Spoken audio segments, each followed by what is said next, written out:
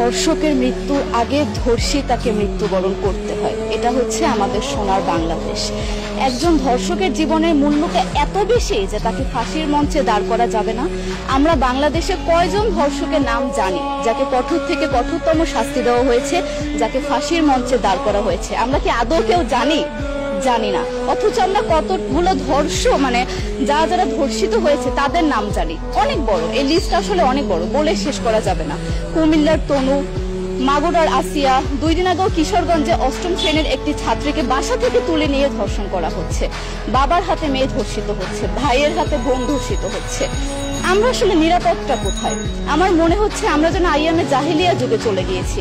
মাঝে মধ্যে মনে হয় এর থেকেও খারাপ সময় আছি আমরা, কারণ ওই যুগে মেয়েরা অ্যাটলিস্ট সম্মান নিয়ে মৃত্যুবরণ করতে পারতো। জন্মের পরপর জ্যান্ত মাটিতে পুঁতে দেওয়া হতো, আর আমাদের ধর্ষণ করে নির্মমভাবে তারপর মৃত্যুবরণ করতে হচ্ছে।